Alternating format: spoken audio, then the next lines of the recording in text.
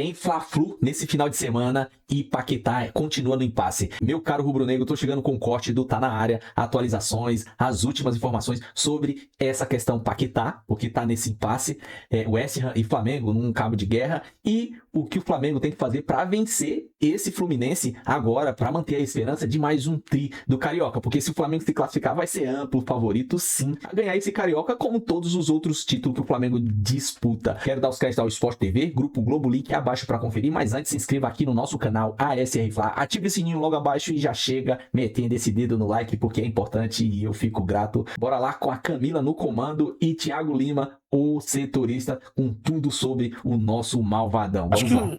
Destacar essa contratação, possível contratação do Flamengo com o Paquetá, porque se for concretizada vai ser a maior da janela, né, desse início de temporada. Na questão de que eu vejo assim, estava até conversando com o Eric lá fora, tem uma galera, e principalmente hoje em dia a gente tem muita mídia do clube, né, muita mídia de torcida, que acaba ficando meio que muito tensa, incomodada com a demora. E chama de novela, série, ficou...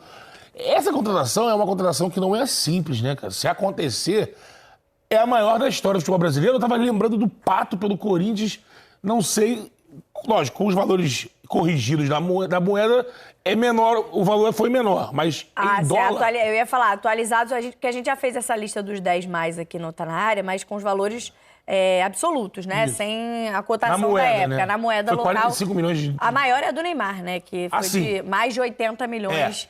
A gente trouxe pra euros. Mas quando ele saiu, né? Quando ele foi pro Barcelona. O Betão tá falando quando ele na importação. Perdão, o clube brasileiro tá na trazia, saída, né? do Pato. Porque o Corinthians trouxe o Pato por uma fortuna, depois até falou, se enrolou. É uma contratação muito grande, é um jogador de 28 anos, jogador de seleção brasileira que vai atuar a próxima Copa do Mundo. A gente não teve ainda essa referência de contratação. Sim. A gente tinha o Vitor Roque como a maior até a última temporada. Valor, né? Então, assim, são muitos detalhes, né? O time dele não quer liberar, tá numa situação de possível briga de rebaixamento, então vai demorar, né? Mas pelo que a gente tem acompanhado, até de ontem para hoje, no GE, nos companheiros que apuram, né?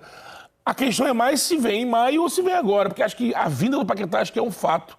A questão é mais o do momento, o Flamengo quer muito agora, mas eu acho que é um jogador que vai chegar e vai agregar demais, e assim a gente vai entender esse impacto mais pra frente, que pode ser uma mudança de chave, e o Flamengo capitaneando essa mudança de chave é um patamar muito alto que o Flamengo atinge na contratação. Não vamos esquecer que ele já fez o Samuel Lino, né? Que foi acima dos 24, 25 milhões. O Pato foi 15 milhões de euros na época. O Pato foi 15 milhões de euros, né? 15 então, milhões de euros em muito 2013. maior.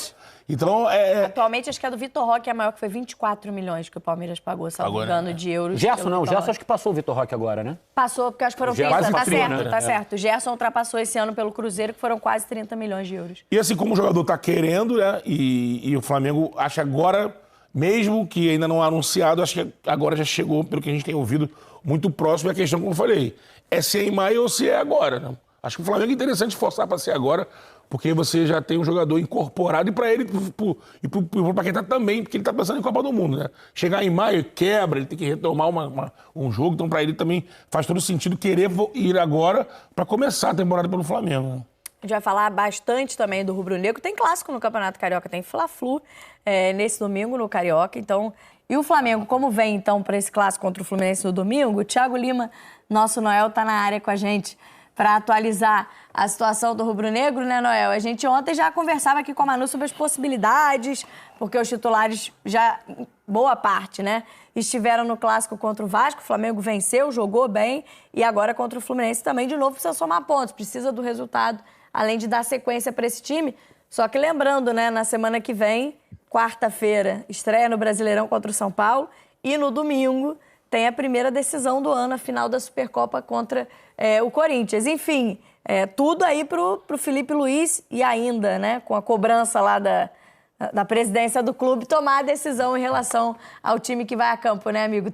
Como você lembrou bem, o Flamengo até deu um respiro legal, né, nessa vitória contra o Vasco, mas os resultados não ajudaram, né? A vitória do Boa Vista, do Madureira, no complemento da rodada, tiraram novamente o Flamengo da zona de classificação do G4. Então, no momento, o Flamengo está em penúltimo ali no grupo. Se terminar assim, ele vai disputar esse quadrangular que todo mundo do Flamengo não quer, inclusive o BAP, institucionalmente, né, falando, não quer, inclusive, aumentar o calendário do Flamengo em mais 2 jogos. Então, o Flamengo vai manter o grupo principal e o Filipe Luís à beira do campo, obviamente. Lembrando que o planejamento inicial era dessa volta ser só contra o São Paulo na estreia do Brasileiro, foi antecipado e vai continuar assim no Fla-Flu. A questão mesmo é definir ali o time que vai a campo. O Arrascaeta continua, dos titulares, né? O Arrascaeta ainda continua sem condições e o Jorginho que arrancou um dente. Os dois não devem voltar ainda nesse jogo. E a tendência é que o Felipe rode mais o time, né? Desse que entrou em campo contra o Vasco e venceu o Vasco, né? O André, por exemplo, que foi regularizado, ele pode estrear nesse jogo.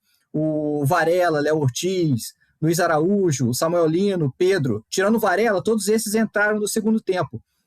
Existe a chance deles começarem dessa vez jogando e aí inverter, né? Os outros que começaram da outra vez entrem agora no segundo tempo. Então, assim, a programação do Flamengo segue, desde que antecipou, segue o fluxo com o grupo principal e aí tentando, sim, buscar mais uma vitória para voltar o Flamengo para essa zona de classificação no Carioca. A gente pode ter, por exemplo, né, Noel, ontem a gente pensava na possibilidade de estreia, por exemplo, do André tendo uma oportunidade, podemos ver mais minutos do Pedro, a Arrascaeta talvez não jogue essa partida pensando em sequência. Quais são as preocupações do Felipe para essa partida também? O Arrascaeta, como eu falei, ele não estava nas melhores condições. É só a gente lembrar, né? O ano passado o Flamengo fez um trabalho muito cuidadoso com o Arrascaeta, principalmente nesse início de ano, né? De segurar ele, de segurar essa minutagem do Arrascaeta, e deu super certo, né? O Arrascaeta, ao longo da temporada e até o final do ano, ele foi um dos principais jogadores do time, e isso vai ser mantido desse ano. O Flamengo vai tá tendo esse cuidado também com o Arrascaeta, e é um exemplo também para o De La Cruz, tá? O De La Cruz também, que passou por um procedimento no joelho nesse final de ano nas férias, no Uruguai, é outro jogador que o Flamengo aposta, vai tentar aumentar a minutagem dele, ele que não conseguiu engatar grandes sequências no Flamengo, inclusive de 2024 para 2025 caiu o número de jogos dele no Flamengo, mas é um jogador que todo mundo sabe que inteiro, ele estando em condições, ele briga pela titularidade, ele entrou super bem contra o PSG na final do Intercontinental, então assim, é outro jogador que o Flamengo tem o cuidado. O Danilo segue fora, né? O Danilo que terminou a temporada no sacrifício com um probleminha no joelho, tá tendo uma pré-temporada à parte, né? Só agora no final do mês é que ele vai voltar aos treinos com o grupo. Então assim, o Flamengo ainda segue com alguns desfalques e em meio a isso o Filipe Luís está rodando ali o time para colocar quem está em melhores condições, né? Condições físicas para jogar. Até por isso o Vitão, por exemplo, que chegou agora, já foi titular, né? Ele chegou numa condição física muito boa e tem grande chance de ele ser titular de novo nesse Fla-Flu de domingo. Estamos no dia 23 de janeiro, Betão, mas já falando em adequação do elenco, né? Em pensar em rodagem, porque a gente está falando de uma semana que vem bem importante para o Flamengo, né? Estreia de Campeonato Brasileiro, primeira decisão contra o Corinthians. E é um clássico contra o Fluminense, é um campeonato que o Flamengo só tem 4 pontos e com um jogo a mais, porque já fez o jogo contra a Portuguesa, até por conta da Supercopa. Enfim, nem começou a temporada direito e a gente já está falando de administrar elenco. E assim, sorte do Flamengo que ele tem condição de fazer isso sem comprometer o lado esportivo, né? O que ele tentou antes foi algo que ele já fez em outros anos, que foi colocar a molecada nesses primeiros, porque também os caras voltaram de férias no dia 12, né? E o Carioca começou ali muito cedo. Devido à Copa do Mundo, devido ao calendário muito espremido desse ano. Eu acho que a antecipação do grupo principal, eu não vi com trauma, porque o Felipe já falou isso. Mesmo se ele não tivesse voltado quando não era planejado anteriormente, o Felipe vai tratar o Campeonato da Carioca como pré-temporada até, assim, quase que até o final, se o Flamengo chegar, girando esse grupo. Então, assim, essa antecipação do grupo, né, como foi contra o Vasco, para não ter o constrangimento, né, tentar evitar, porque ele pode acontecer ainda, né, de disputar esse quadrangular e vão dar 2 jogos a mais do que era o planejado. Ele antecipou, mas essa pré-temporada vai continuar classificando, chegando possivelmente numa final, porque ele vai girar esse grupo. Ele não vai agora definir um time titular, que a gente já conhece, esse time jogar os clássicos, não, ele vai girar bastante. Então acho que não vai ter nenhum dano, né? Porque as pessoas tinham medo de, vai prejudicar essa preparação. A gente percebeu no jogo do Vasco que jogadores que não foram selecionados, o nosso Noel falou do Arrascaeta, mas entre outros, De La Cruz, Jorginho, o Saúl, que está até vendo o Danilo, vendo os procedimentos que fizeram, esses casos, beleza, estão ali. Os que vieram para jogo são jogadores que estão fazendo apurando a parte física e os melhores entraram. E a gente viu que surpreendeu todo mundo. O elenco do Flamengo é tão forte, que o time que entrou em campo era muito bom, o banco era muito bom e a gente tem, fora ainda... Só cobra.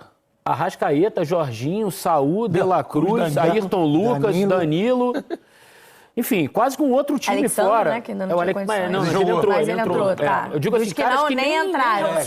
Foram. Então você ainda tinha Arrascaeta, Jorginho, Saúl, De La Cruz, Ayrton Lucas. Não sei se eu tô... Danilo.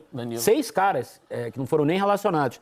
E olha o time que entrou e olha as substituições que foram feitas pelo Felipe. Né? Então, assim, que dominou o jogo. É um nível muito alto. É um nível muito alto. Então dá ao Felipe a possibilidade de mesclar, como disse o Noel, certamente. De repente o time que vai começar o jogo contra o Fluminense é o time que começou no banco de reservas contra o Vasco. Isso aí. Salpicado de algum outro cara ali e tal, né? O Flamengo se preparou para esse tipo de coisa. Na verdade, ele foi pego de surpresa, ele não esperava que nas 3 primeiras rodadas o time sub-20... O Flamengo pensou certo, só que acontece. O futebol às vezes te prega surpresa. Mas ele está preparado para esse tipo de pressão, de ter vários jogos decisivos. Esse jogo contra o Vasco acabou sendo decisivo, pelas circunstâncias. Aí já tem um jogo, primeira rodada de Brasileiro, é decisivo. Claro. Aí tem um jogo contra o Corinthians, é decisivo. Só que o Flamengo está preparado para isso. Ele contratou 2 ou 3, às vezes 3 jogadores muito bons para a mesma posição. Além disso, a forma com que os caras... O entrosamento que os caras têm. Eles já sabem o que tem de fazer. Então, por exemplo, a mim me surpreendeu, por ser o primeiro jogo, a forma como o Flamengo dominou o Vasco do início ao fim. A minha surpresa foi física. Porque taticamente, tecnicamente, a gente sabe que o Flamengo é um time pronto. Mas fisicamente, a vantagem física que o Flamengo levou sobre o Vasco, isso é que me surpreendeu no jogo. A movimentação, né? Sim, ganhando muito, primeiro jogo para ser o primeiro jogo, ganhando muitos duelos, a forma como o Flamengo conseguiu pressionar o Vasco. E o Vasco é um time difícil de ser pressionado, porque trabalha muito esse tipo de situação. Tem velocista, né? Essa questão, para mim, da parte física do Flamengo é que foi surpreendente.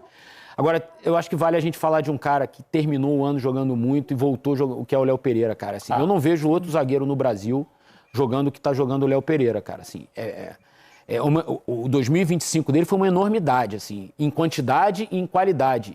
E ele já voltou, cara, a partida que ele fez contra o Vasco foi soberba. Sim. Foi soberba. Ele foi um dos armadores do time do Flamengo contra o Vasco. Eu também sinto falta de um reconhecimento maior em questão de convocação pro Léo. Pelo menos uma ou outra ali, naquele ciclo, né? Agora é mais complicado, né? Mas agora aqui atrás, que tava vendo, ele merecia. Que zagueiro, assim, a imposição dele, técnica, física, qualidade de passe, de saída de bola, pelo alto, enfim, ele... Para mim é um zagueiraço, assim, e fez um 2025 espetacular, e o primeiro jogo dele já foi assim, absurdo. Contra o Vasco, a gente viu o Flamengo já com, ainda, né, mesclando algumas peças. Você viu o Vitão estreando, por exemplo, na zaga, o garoto Daniel Salles na lateral esquerda, né, mereceu elogios do nosso Maestro Júnior nas redes sociais. Né? Maestro Júnior que fez esse caminho. Já botou no currículo. De lateral direito para lateral esquerdo. Já botou no currículo, Daniel Salles, ele elogia. Sobe no Instagram e fixado. Isso é melhor que DVD. Tem que guardar esse vídeo. É melhor do que DVD. O Everton Araújo ganhou alguns minutos também, enfim, podemos ter um time ainda diferente nesse Fla-Flu de domingo. E claro, né, Noel, eu tenho brincado que não pode falar do Rubro Negro, não pode entrar no Tá Na Área sem responder a pergunta e o Paquetá. E tem novidades em relação à proposta do Flamengo, né, amigo? Tem sim, Camila. O Flamengo, enfim, formalizou, né, a proposta oficial, papel timbrado, assinatura do presidente, enfim, enviou, mas a proposta não agradou, o West Ham recusou essa proposta e o Flamengo obviamente se mantém interessado. O próprio José Boto falou no pré-jogo contra o Vasco que o entrave é financeiro ainda, existe de fato esse entrave financeiro. E o que eu ouvi de uma fonte que acompanha a negociação foi o seguinte: o Flamengo sabe o que precisa fazer para fechar com o Paquetá nessa janela. E precisa aumentar esse valor, tirar os bônus envolvidos. O Flamengo ofereceu 40 milhões de euros entre parte fixa e bônus. O West Ham recusou, não quer. Então o Flamengo tem que aumentar essa proposta, tirar a parte de bônus, oferecer só a parte fixa ali e poder de convencimento, contar também com a pressão do Paquetá lá, mas para tentar fechar nessa janela. Lembrando que a janela na Inglaterra fecha no dia 2 de fevereiro. Então, assim, se o West Ham não vender o Paquetá a tempo de contratar um substituto no mercado também, muito dificilmente ele vai aceitar liberar o Paquetá nessa janela, e aí o Flamengo vai passar a mirar para janela do meio do ano. Mas não é o desejo, o Flamengo ainda tem o objetivo de contratar o Paquetá nessa janela. A questão financeira ainda é importante nesse negócio. Aí você falou no seu destaque, né, Betão, de ter que ter paciência nesse tipo de negociação, né? E é por aí, o Paquetá envolve muitos milhões de euros. A gente está falando de um jogador de seleção brasileira, titular na Premier League, ainda que o West Ham esteja lá disputando zona de rebaixamento, mas é um jogador muito valorizado e tem mercado no futebol europeu, né? Não vamos esquecer que o City ofereceu quase 80 de libras, né? Milhões, né? Aquela situação toda da acusação dele acabou passando isso aí. Então, essa negociação que o West está fazendo é porque ele quer vir, né? Porque o valor de mercado dele é muito maior. Então, é delicado. E outra, o time, como o Léo disse, também tem essa questão da liberação dele para já, porque o West Ham tá brigando para ficar na primeira divisão. Ele até aceita, vamos ver como eles já aceitaram vender, mas a questão é ter alguém, né, ali, ou ter o próprio Paquetá até maio. Eu não sei se é uma alternativa, porque do jeito que o Paquetá está focado de voltar, me parece que voltar em maio vai ser uma frustração para ele. E eu não sei como é que isso vai se refletir no campo. Ele tá voltando eu acho que nem o Flamengo quer também. Nem o Flamengo quer. Imagina você pagar 40 milhões de euros e só ter o jogador em maio correndo o risco de se lesionar e não tê-lo imediato. E 40 só não tá pouco, é 45, né? Enfim. Já tem isso. Eu acho que nessa situação, acho que nem o Flamengo quer também. No Flamengo quer, por isso que eu acho que a paciência e assim, o Eric, o Abel tá aqui de apuração, né? Os caras ficam sentar na mesa só com um cachorro grande, né? É esticar essa corda, o Flamengo não quer abrir tanto a mão, mas chegar uma hora para trazer de fato e não decepcionar, porque vai ser uma decepção para a torcida. Sabe o que é, Betão? A imprensa, botar o dinheiro na mesa. O torcedor fica ansioso, né? O torcedor fica ansioso. As redes sociais hoje, elas explodem com esse tipo de noticiário, né? Principalmente se tratando de um jogador do tamanho do Paquetá, se tratando do Flamengo, enfim. Só que as pessoas só sabem 20% do que acontece num negócio desse, cara. É um negócio tão grande que... Se for 20, Eric. Se for 20. Então, a torcida, às vezes, ela fica ansiosa por pouco, porque é um negócio tão... É um volume tão grande de negociação, de gente envolvida, de cifras, que demora mesmo, assim. Ninguém vai fazer uma contratação de 40 milhões de euros, 45 milhões de euros, assim... de um dia para o outro, é forma de pagamento, é quem recebe, é quem não recebe, é intermediário, é quando vai pagar, é como vai receber, é onde vai depositar, enfim, é um negócio tão complexo, que só está acontecendo porque o Paquetá quer. Porque esse é o tipo do negócio... Porque, mesmo que o Flamengo hoje seja um time rico no Brasil, mesmo que o West Ham esteja disposto a negociar, só está acontecendo... porque o Paquetá quer, senão não ia acontecer. O Paquetá quer para agora, ele pensa também na Copa do Mundo, apesar de que ele continuando no West Ham, ele vai para a Copa do Mundo do mesmo jeito, eu penso. É óbvio que é o melhor para todos, menos para o West Ham que ele vem agora. Mas, se ele vier em maio, não pode? Por que não? Porque eu acho que o Flamengo não abriria assim, um negócio desse, não investiria uma grana tão pesada assim para só ter o jogador em maio e jogar 10 dias e ir para a Copa. E aí só tê-lo, de fato, no segundo semestre. Não, eu estou dizendo, porque o campeonato... as grandes decisões vêm no segundo semestre. Sim, então, mas eu acho no meio do ano? Mas o primeiro turno do Campeonato Brasileiro acaba no primeiro semestre esse ano. É verdade, até começando agora, semana que vem. Então, e os que vieram nesse formato, o Flamengo não teve que pagar, né? Jorginho, o Samuel, por exemplo, foi contratado e chegou e foi pago. Mas é que já foi na segunda janela. Na segunda janela. O Jorginho, que foi aquela coisa que chega para chegar no Mundial, mas ele estava em fim de contrato.